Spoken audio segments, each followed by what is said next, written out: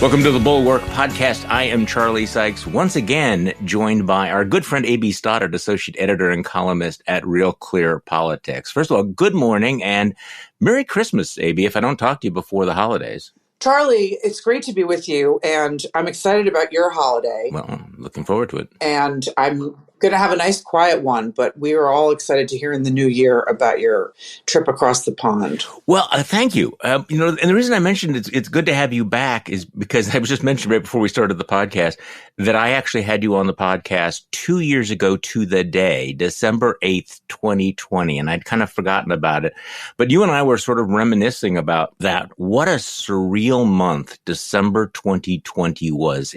I've actually been going back and reading some old stuff, and that whole period after the election, but before the insurrection, we knew that bad stuff was going to happen. I mean, there was that ominous sense, but I don't think that any of us could have predicted that it was going to be as bad as it turned out to be.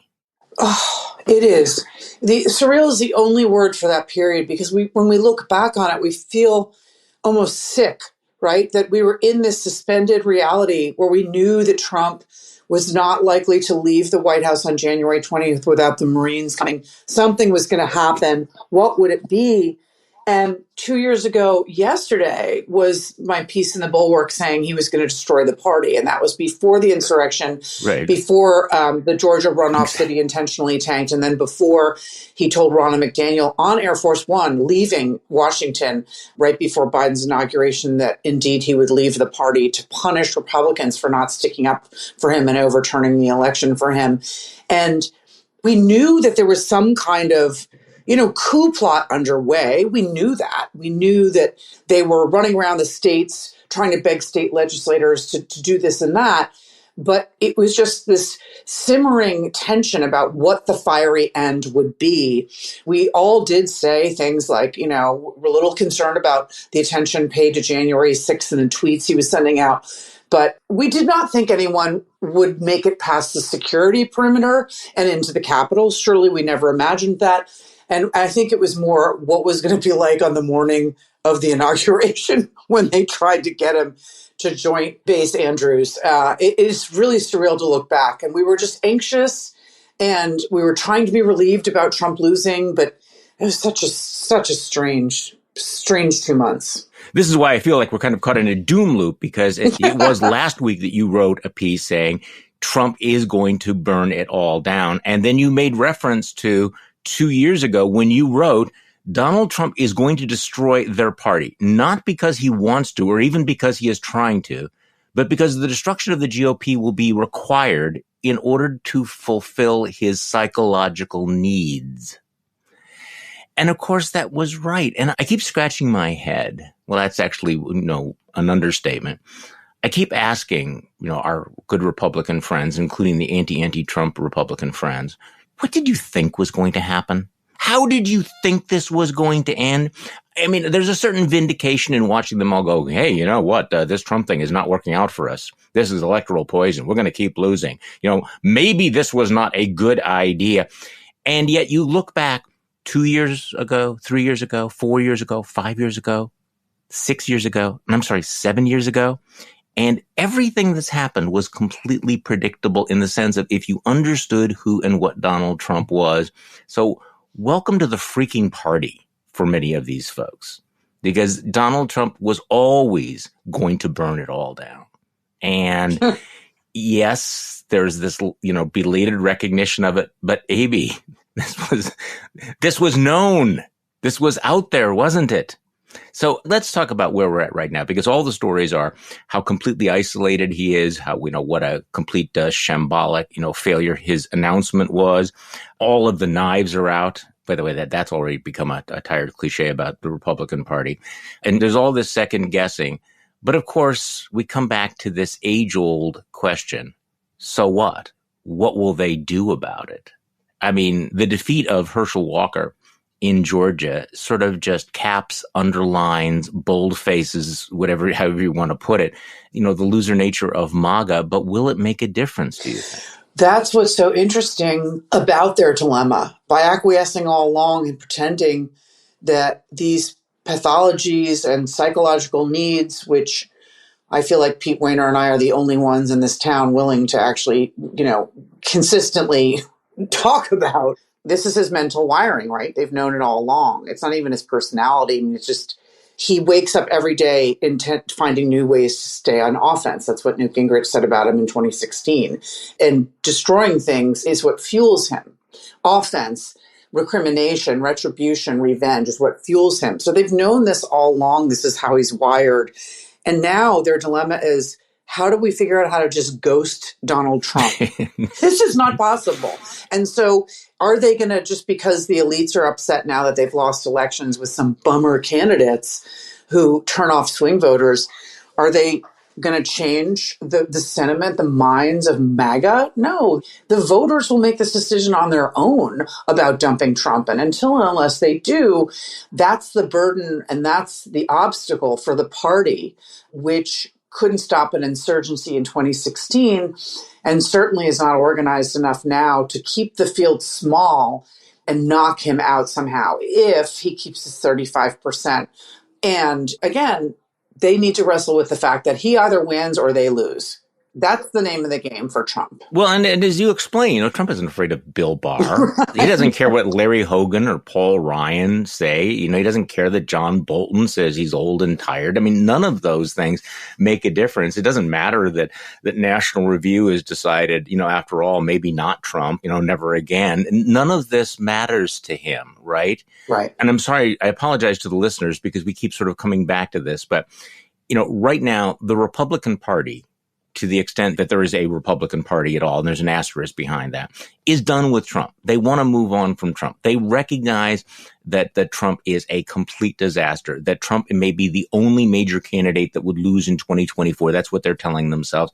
But I don't see what their exit strategy is. I don't think they have an exit strategy. I don't know how it ends when Donald Trump basically stands up. It is either me or the deluge, right? I will pull the temple down around me. Right. I am fully prepared to fiddle down here at Mar-a-Lago while the entire country burns. How do you deal with somebody like that? And again, you were warned about this over and over and over again, and you don't have anybody to blame. Oh, which, by the way, makes me think about another piece you wrote. And I think you made this case that the most embarrassing, shameful vote among many cast by Republicans was when Republicans had the chance to rid themselves and the country of Donald Trump in that second impeachment trial, and they didn't take it. Those Republican senators who now own everything that's happened since. Oh, it just infuriates me. We're all going through this, Charlie, this welcome to the club. Now you're pretending that Trump is a disaster and you didn't know it in 2015. And all of us who really suffered in some cases, ramifications with our career, with friends, with relationships, with connections to colleagues, all sorts of things in our lives by coming out and saying this 7 years ago and deciding to stick with it, do or die. While we were accused of having Trump derangement syndrome, it's frustrating in a lot of ways because when I would go to members and senators and say, you and I both know he won't leave the White House if he loses, they would say, there is no need to talk about this. Oh, that's not going to happen. And they pretended that they didn't know. Yeah, what's the downside of humoring him? Really? Right, what that he was never going to go. And so that's what's so frustrating is that they abetted him. But yes, when you come back to that fateful day, February 13th, 2021, the Senate Republicans, who you can't really blame House Republicans, they're in the cycle every 2 years, but most of them are too stupid to know what's going on. Mm-hmm. They're not in the exact inner circle of Washington. Senators are. John Thune and Mitch McConnell and John Cornyn, they knew everything that Pat Cipollone knew. They were in the inside track. They knew everything we've learned from the January 6th committee hearings in real time or within a few days after the insurrection. They know all of that. And yet they voted to acquit him and not get rid of him. If they had voted to get rid of him, the MAGA base would have freaked out and, burned things out of their vans in the streets with their, Trump T-shirts for a few weeks. But then they would have moved on to find the next fighter, right? The next gladiator. And we would be done with Trump. And so Mitch McConnell is is having all these Sharon Angle and Todd Aiken and Richard Murdoch flashbacks after, losing the Georgia runoffs again, with Herschel Walker and on and on. But really, that was his moment, right? Yeah, It it was to was his just moment. say to enough people, I know I won't get Ron Johnson, but come on, let's 17 of us hold hands and jump off. And they didn't do it. No, and then he spent $54 million trying to get Herschel Walker elected to the United States Senate. So there is that. So let's talk about Herschel Walker for a moment, because I have been saying, I was going to say I was going to argue, but I think it's so obvious that it's not really an argument, that Herschel Walker may have been the worst candidate in this cycle of really embarrassing candidates. And I asked Mark Leibovich yesterday on the podcast, can you remember a candidate this bad? And we couldn't come up with anybody. Afterwards, I thought, well, Roy Moore would be in that category. That you put up somebody like Roy Moore, the creepy stalker who managed to lose an absolutely unwinnable election in Alabama. But Herschel Walker, uniquely awful. And I guess I'm watching all the punditry and people trying to, understand, why Walker didn't win. I think it's so obvious. I think it's more depressing that he did as well as he did. But I'm looking at some of these numbers. In the 10 metropolitan Atlanta counties, which made up about the same share of the statewide vote as they did back in 2004, these counties have shifted from the Republicans to the Democrats by an average of, or a cumulative amount of 42%, a 42% shift in the vote in just those counties. These are big counties around Atlanta. This would be for this race. But I want to get your take on all this, because there's kind of a debate going on about what's happening here. Georgia's not a blue state. Georgia's still a red state. Every other Republican won. All of the evidence suggests that Republicans, in fact, did turn out in big numbers this year, that they did turn out, that it was not Republicans sitting on their hands. They turned out, but a lot of them just would not vote for Herschel Walker, which would suggest that the decisive element in this campaign was independents and Republicans who just wouldn't go along with MAGA. Do you have a different take on this? No, I agree with you. I think they would have gone along with MAGA. They wouldn't go along with Walker. The most fascinating anecdotes is from Sarah Longwell's focus group on this, where this woman says, I showed up on election day. I'm a lifelong Republican. I voted straight Republican ticket for Brian Kemp and Walker, but I actually can't do it again. I mean, just the abject, ludicrous nature of Walker as a candidate, trying to send him to the Senate, the way he was used. It was such a turnoff to so many independents and Republicans. I think it did drive up a lot of Black turnout because they were really insulted that Herschel Walker was being used, as a Black Republican to run against a Black Democrat. They were really resentful of that. And I think that the Democrats used that effectively. But I think that you're right, that the margin, the decisive margin in a state that just elected Kemp by 8 points was Republicans who said, that man needs to go home. He shouldn't go to the Senate. Like, I feel sorry for him and I can't vote for him. And that was decisive. But I agree with you, Charlie. Yeah, if only there was a name for Republicans that wouldn't vote for, say, Donald Trump or Herschel Walker. If there was only a term to describe those Republicans. I'm sorry. But I agree with you, Charlie, that I think that, Biden barely won Georgia. That's great for him. Republicans lost those runoffs because of Trump telling rural Georgian Republicans on January 5 that it was rigged. Raphael Warnock is extremely impressive, away from his Senate career as a reverend. He has won 4 elections in a row. The man needs to go to sleep for 4 months. And I think it's great that he's earned a 6-year term. But it's really, if you look at it, thanks to Walker, he came way too close. It's amazing. Republicans turned out for him in the day of vote in very impressive numbers. Brian Kemp's ground game truly helped him. And with all of Herschel Walker's, just the embarrassment of him, the incompetence, just being so unfit, he still gave Warnock a run for his money. So, I don't think the Democrats can look at Georgia and say, it's slightly purple, but Republicans really aim to get it back under control. And I think that they're going to do that from now on. We used to play a game, in the early Trump years. asking, so what would it actually take if shooting somebody in the middle of Fifth Avenue would not turn off votes? What would it take? And the only thing that I could come up with was if it turned out that Donald Trump actually paid for an abortion from one of his mistresses. That was the only one. Of course, since then, it's obvious that not even that would make a difference. But I think Georgia demonstrated in rather cartoonish fashion that if you are a right-to-life conservative Republican, and it is revealed that you paid for one or more abortions, would it actually make that much of a difference? And the answer is really no. I mean, we're at the point now where it's hard to imagine any scandal that would, the kind of normal scandal that used to derail Senate candidates, Republican candidates, and that would certainly still derail any Democratic candidates. It's hard to imagine any story now in this era that would turn off the Republican base. It's really hard for me to swallow, actually. And it must be for someone like you because of your pro-life views and your personal story and your journey through this. I mean, Charlie, I watch evangelical and deeply faithful Christian Republicans and Catholics and all of them who are pro-life voters in 16 say that it was a binary choice and they had to support him because of the issue of abortion. I respect that. He was going to choose the judges he promised on the Federal Society shortlist to overturn Roe versus Wade. And that was their goal of that coalition.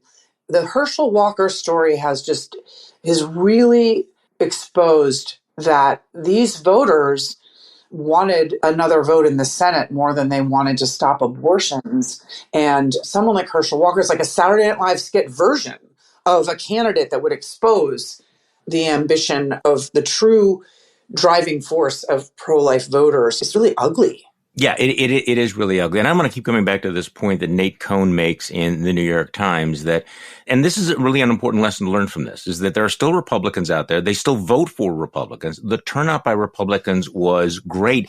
They just refused to vote for this particular guy. And the final New York Times Siena poll showed that voters in Pennsylvania, Arizona, Georgia, and Nevada preferred Republican control of the Senate. And yet in each state, they did not elect the Republican Senate candidate because they hated the candidate. And in each one of those cases, the candidate had been handpicked by Donald Trump. This is in bright red letters. In Pennsylvania, Republicans turned out, but Dr. Oz didn't win. In Arizona, Republicans turned out, but Blake Masters didn't win. In Nevada, Republicans turned out, but Paul Laxalt didn't win, etc. And it does seem to have settled into at least the Republican elites that there's one common denominator here, which is they have to have somebody to blame for all of this. And so let's talk about that for a moment, the circular firing squad. I am not going to carry any water whatsoever for Ronna Romney McDaniel, but it is fascinating all the people. You know, the skies have opened up and the finger of God has written, it's fucking Donald Trump. And they go, look at that. Ronna McDaniel. We have to do something about Ronna McDaniel. I mean, just talk to me about that. I mean, she is craptacular. She is sycophantic. She's been ineffective. But I'm sorry, how do you blame her for this? I have to tell you, first of all, yes, there is what you pointed out about Republican turnout is kind of amazing because if you're the RNC or people who are doing ground game and trying to juice Republican voters, you're saying, wait a minute, I really tried. Our GOTV was above par and we worked our butts off. But there is a universe where Mitch McConnell is majority leader again with Senators Doug Ducey, Senators Chris Sununu, Senator Chris Carr, or Senator Doug Collins from Georgia, and Senator David McCormick from Pennsylvania. This is so easy to imagine, too. Now, that would have happened. Okay, I'm sorry, go on. The most delicious circular firing squad. I have not had this fun in a long time watching Laura Ingraham turn on Ronna, but then Kellyanne Conway nervously on her panel the other night, Kellyanne Conway, Fox News contributor now, trying to stick up for Ronna and sort of blame other factors. Other factors. You've got the RNC challenger to Ronna, this Harmeet Dillon person going on Tucker. You've got Kellyanne Conway turning on Jared Kushner. on Fox saying that, he made billions in the White House and he's a friend of Kanye's and why doesn't he start answering questions? You've got Andy Biggs turning on Mark Levin and Mark Levin turning on Andy Biggs as Andy Biggs is trying to run for speaker. And you've got poor Lindsay still trying to stick up for Trump. And Don Jr. is still wearing his number 45 and number 47 t-shirt. The whole thing is the most beautiful clown car. I hope it lasts for months. I couldn't be enjoying it more. And there's a rump group now in the Senate, an official, as McCarthy is undergoing all this in the House, trying to become speaker, there's now an official rump group that's turned on McConnell. So they can't take him down, but they're officially bonding together to be a pain in his ass. It's just too much fun. It is. Matt Lewis has a column today. MAGA is eating itself after GOP's disaster. And he runs through some of these, MAGA on MAGA feuds, which really kind of make no sense when you think about it. I mean, for example, Matt Gaetz versus Marjorie Taylor Greene. I mean, what is that about? Or Laura Loomer against Marjorie Taylor Greene. And what it is of course, you've created this ragtag group of grifters and trolls and conspiracy theorists and narcissists. And they're all now jockeying for position. It's not about anything except power, so that, as Trump fades, there is kind of this vacuum, or maybe the better analogy would be, as the tide goes out, you see all the detritus that's left behind, all the garbage and the crap and everything. But it is interesting the way they're all turning on one another. But the Ronna McDaniel thing is interesting because I think the human mind actually requires some sort of rationalization anytime something like this happens. And the political mind, which is not, of course, irrational necessarily, they always have to find a scapegoat. And in this particular case, this is the humor of it, because the responsibility is so obvious. And yet, what was it, Lindsey Graham saying? No, it's not Trump. Trump had nothing to do with this. It was fundraising. Oh, yes, fundraising. Because if Herschel Walker just had $10 million more dollars, people wouldn't have cared. I don't know. I mean, money's important, but this was not about fundraising. That is the best response to the midterms from the Republicans. Blame Trump when, yes, Trump's a factor with those candidates, but they also have a huge abortion problem that they refuse to confront. And then they blame Ronna.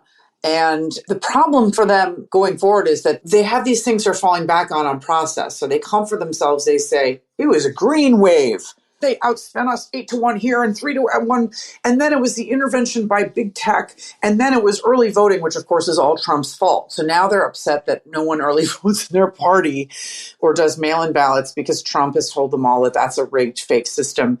And so the process things, that's fine to tell donors to send more money and they were outspent, but they're not actually really dealing with the fact that the MAGA voters nominated these candidates and they wanted them. And then you had, young people turning out, I think, just solely on the issue of abortion, and that they really are going to have to reckon with.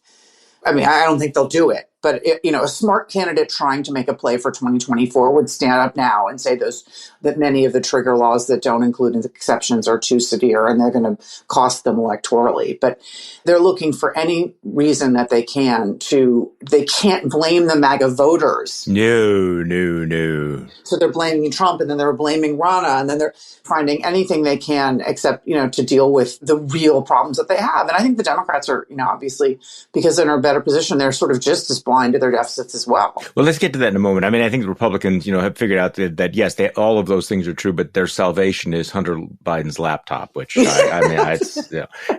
you know there were dick pics on that laptop that Twitter would not let us see? This is the real threat to democracy.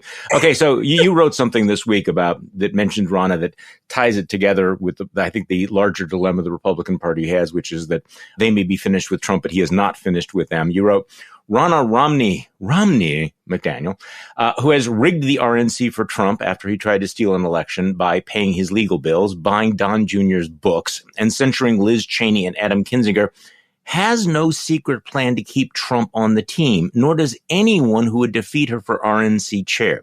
This, I think we just need to remind people of. There is no plan. Yeah. There is no scenario. No one has a roadmap in which Donald Trump goes away without setting off the world's greatest political shit bomb in his wake. Right? It's so true. There's no gold watch they can give him, a No. promise of a pardon from Ron DeSantis, Yeah, the maybe. imminent nominee. There's nothing that makes him go nicer quietly. His objective is to destroy, and he either gets to be the nominee or he destroys the party. No one else gets to win. And Ronna McDaniel, God love her, she's facing a challenge from this Harmeet Dillon who has some, I guess her firm represents Trump. I mean, that person's not going to take on the real truth, which is that they can't nominate Trump. I mean, it's just so crazy, the level of denial. And I guess you have to do that, right? When you don't have a plan, when there is no way out, you're just totally trapped. You say things like, let's nominate Glenn Youngkin. You just keep on talking delusional talk to yourself, because I mean, really, I don't really know what they can do. It'll be interesting to see what this woman who's challenging McDaniel is, what kind of a platform she's running on. Like, Doesn't matter. I mean, really, I don't know what. Yeah, I will suck up harder. I mean, what? I don't know. I want to get to your point about the Democrats being in a little bit of denial. I think they're in sort of a bubble of glee at the moment. But since we're a few weeks away from Christmas, would you like another, like a lump of Schadenfreude in your stocking? Always. Okay, because I always worry about having too much Schadenfreude, but I don't think that's possible at this time of year. I want you to think just for a moment about Devin Nunes. Devin Nunes, resigned his seat in Congress to go run this huge new hot website, right? And this hot website would become even huger because of all the people kicked off of Twitter. Well, not only is Devin Nunes' new website just a complete dumpster fire, but all those people who left Twitter are now back on Twitter, right? It's like, and Devin, I quit this seat in Congress. The most important thing is not just that he left his seat in Congress. He was the unchallenged, unrivaled next Ways and Means chairman. Yeah. And now what's also so fun is that Vern Buchanan is one of the contenders, Congressman, one of the contenders for the Ways and Means chairmanship. And if he doesn't get it, he might retire and not serve the next Congress, which means that McCarthy has another vacancy and a smaller margin. I mean, the whole thing is so crazy. But yes, Devin Nunes, I couldn't be happier for him, Charlie. No, I sort of have this picture of him, like he's sitting in his corner office. The rest of the floor is completely barren. All the wires are hanging from the ceiling, and all of the desks have sort of crap all over them, and no one's there. And he's there, and there's just like one phone on his desk, and he's just sort of waiting for his master's voice, and it's like, I was going to be the CEO of this. Okay. All right, too much. Don't want to have an overload on this. If this doesn't pass after 4 hours, please consult a physician. But let's talk about the Democrats for a moment, because you made a point in passing. I mean, obviously, there's a lot of vindication, in a sense that, okay, now we have the wind at our back. We now have a mandate to continue doing more of what we had been doing. So talk to me about that. What lessons should Democrats take from all of this? Because they're feeling pretty jiggy about this election. Yeah, I think you're right. I think they're sort of high on, they're euphoric, right? And so they're not seeing the reality, which is that they face a dismal map for the Senate in 2024, when they have to defend a whole bunch of seats in all the swing states, Pennsylvania, Arizona, across the board, Wisconsin, one after another of the most important battleground states. And then, of course, they have red state Democrats up. And while Manchin, will likely do fine, you got to worry about John Tester in Montana, Sherrod Brown in Ohio. Sherrod Brown was last reelected in a Democratic year, 2018. And if Republicans, for some reason, shake Donald Trump and get their act together, Ohio is a very red state. We all know that. So looking at that they have to contend with that. They have this, will Biden run again? Should he run again issue? And I think that they need to just really sober up about the fact that voters did not rescue them because they were sitting there thinking, and I want to back up and say, I think that Biden and the Democrats' record with these margins of getting the CHIPS and the PACT Act and the most significant gun reform in 30 years and a bipartisan infrastructure bill and codification of same-sex marriage and all these. I think these are hugely consequential and extremely impressive in this polarized country, given the margins they have in these chambers. I think it's amazing. And I'm a huge fan of bipartisan cooperation. But I don't think the voters were like going to the ballot box thanking the Biden administration for those accomplishments and for the fact that gas prices, lowered here and there. I think that they were thinking about abortion and these freaky candidates that the Republicans had put up and election denial. So that problem for the Democrats going forward is they don't have a mandate, nor does Biden, in terms of thinking that he's made history with this election. Since 1934, no state legislature losses. Mm-hmm. Since 1912, no incumbent senator loses, defying all the historical trends for the House, which is like an average of 27 seats. Anyway, this is no mandate for him to run again either. And so they have a lot of reflecting to do, and their party is also facing a real pivot point, and they really shouldn't ignore it. I think they need to start over and they need to make some changes. And I don't think anyone over there is in a mood to do that. No, I don't think they are. In some ways, though, the election results, and many of our listeners will hate this, election result saves them from any future overreach, at least in the next 2 years. They're not going to pass some massive new spending bill, some massive new experimental bill, the kind that Republicans would exploit. Because I think that the focus is going to be on the insanity of the Republican House and what they're going to do. Well, I wanted to get your take on this. We had an interesting piece in the Bulwark yesterday by Joe Perticone, who notes that, Republicans have made it absolutely clear that they're going to be doing 24/7 investigations of the Biden family, but less attention to what Democrats are going to do in the Senate, because they now have the gavel and they have the majority on all the committees. What is your sense about how aggressive Democrats are going to be in their own investigations, including maybe picking up the fallen standard of the January 6th House committee, looking at the Kushner crime family? What do you think is going to happen over there? And what should they do? Well, it seems like they are interested in the Kushner family. Yeah. I think that as they tell voters that Hunter Biden's laptop and his, dick pics are not going to lower anyone's price of gas and address inflation and put food on the table. I think that they also risk, going too far, trying to counter program House investigations with Senate investigations that Democrats control. So it's probably one of those things where if I were advising them, I would say, when your enemy's digging a hole, you just let them keep on digging. I mean, the problem with Biden running again, Charlie, is that if the Hunter Biden investigation gives Joe Biden some exposure and reveals some liability there, then they have succeeded. If Joe Biden insists on running again, if Joe Biden, which it looks like he does, right? I mean, doesn't it? It feels like that's a settled issue. Yeah, and I'm really surprised by that because I don't think Joe Biden is in any physical condition to promise this country at age 82. He has not even served 2 full years, Charlie. He has 2 more in this term. And the man is tired. I think he can handle the next 2 years, but I don't think he's in any shape to tell the country that at 82, he can serve until 86. So Democrats will throw food at me about this, and I'm fine with that. I'm sticking with this. He is too old to run for a second term, in my opinion. If he says he's not going to run for a second term, it totally blows the Hunter Biden investigation up. It's like a waste of money, a waste of time. Nobody cares.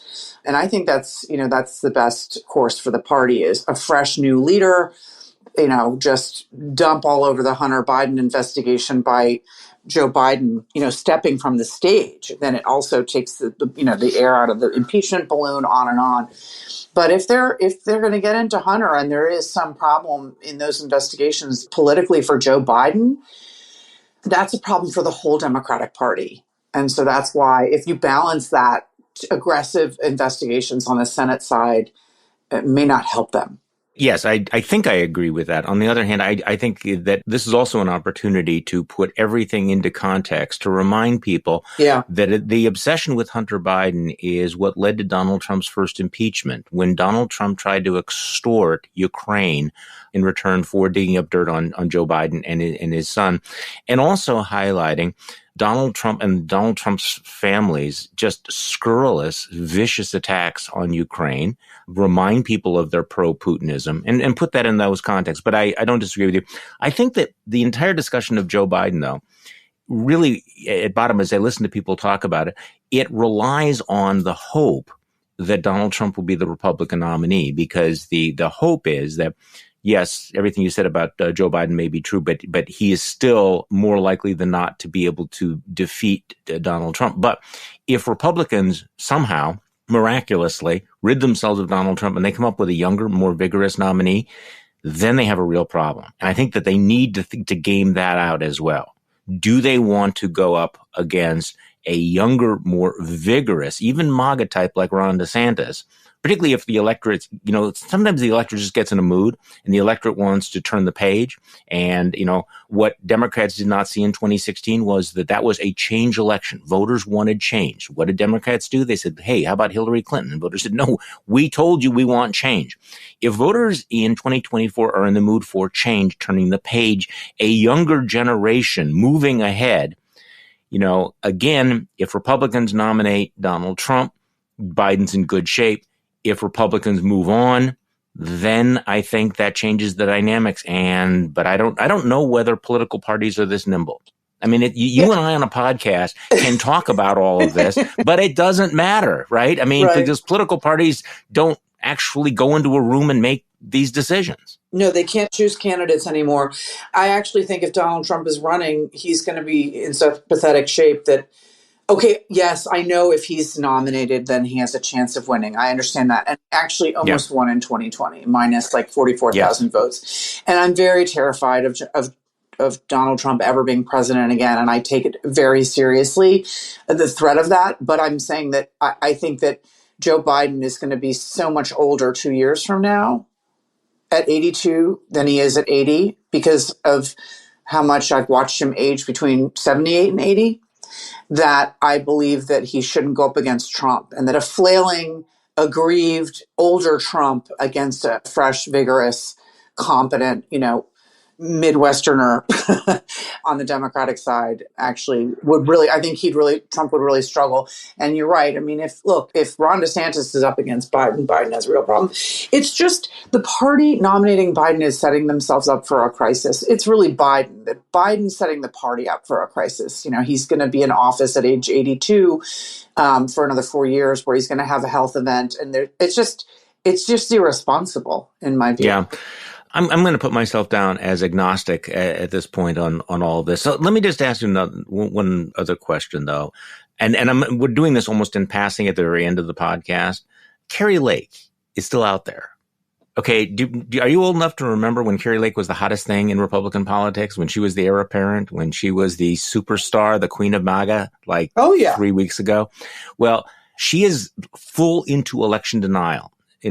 She is actually posting videos endorsing that Truth Social blurt from Donald Trump recalled for terminating the Constitution, and she's still railing and trying to get that old vibe back. In Arizona, they just seem to have completely decided they're going to ignore her. They certified the election. And I don't know, am I missing something? But it's just not playing. Nobody's paying attention. And I wonder whether or not this is one of those things that has changed, that election denialism just seems tired. It seems irrelevant. It's not even jigging up the MAGA base. I won't believe it's over with until I see people in the 2024 field against Trump say that Biden was freely and fairly elected, and that the election was not stolen, and that election denialism is bad for their party with independent voters. Yeah. Hey, speaking of election denialism, et cetera, is Congress going to pass the Electoral Count Act revision in this lame duck session? I mean, we were told they were going to, and I keep looking around and going, okay, they're going to do gay marriage today. Great, fine. Glad they're doing that.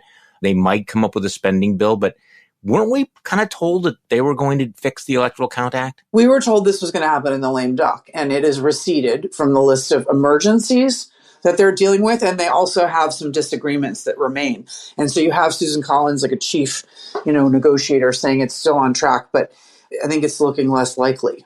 That would be a painful failure on the part of the legislature. So what else are you keeping an eye on? Is there anything else besides this frantic race for the lame duck session that you're watching? And again, we're both sitting back and in our Barco loungers with popcorn watching what's going on in the Republican House caucus.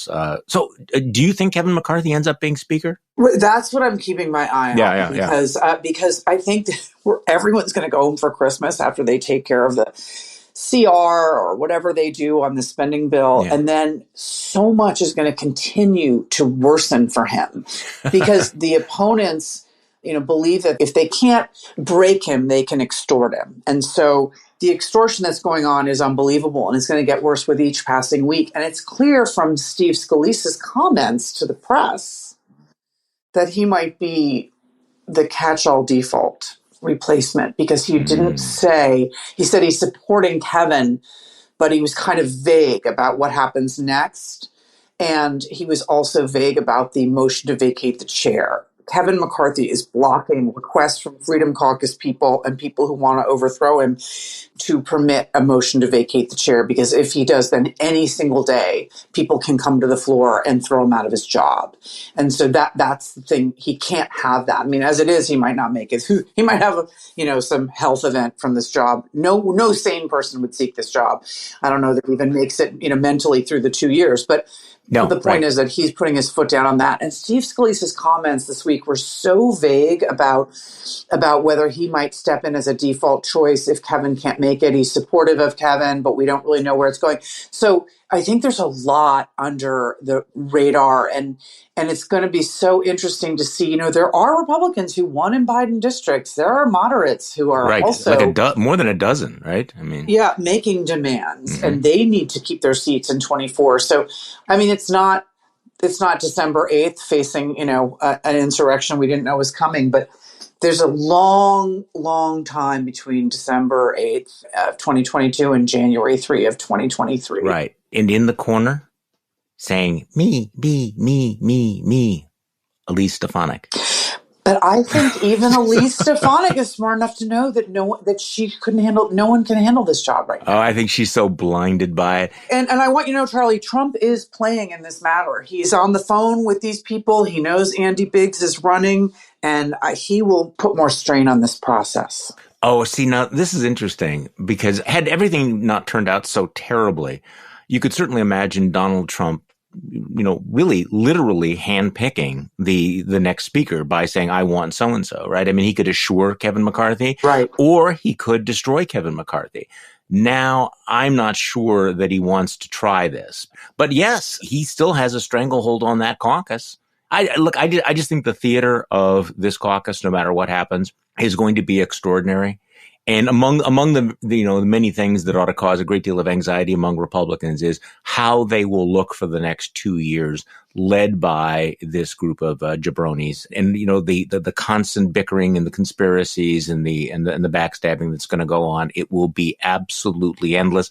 And as we mentioned earlier, it's not just going to be tension between the normies and the crazies, between the moderates and the right wing. You also have the knife fights going on between Marjorie Taylor Greene and Nancy Mace, and Marjorie Taylor Greene and Matt Gaetz and all of these folks, and so the theater will be worth the price of the ticket, I think. There's no question, but imagine that we are in the United States of America and the Democratic Party was hoping for the good of the country to spare us from what would happen if we left the debt ceiling negotiations to the Republican majority. Yeah. And that it will rattle global markets and lead to some horrible meltdown.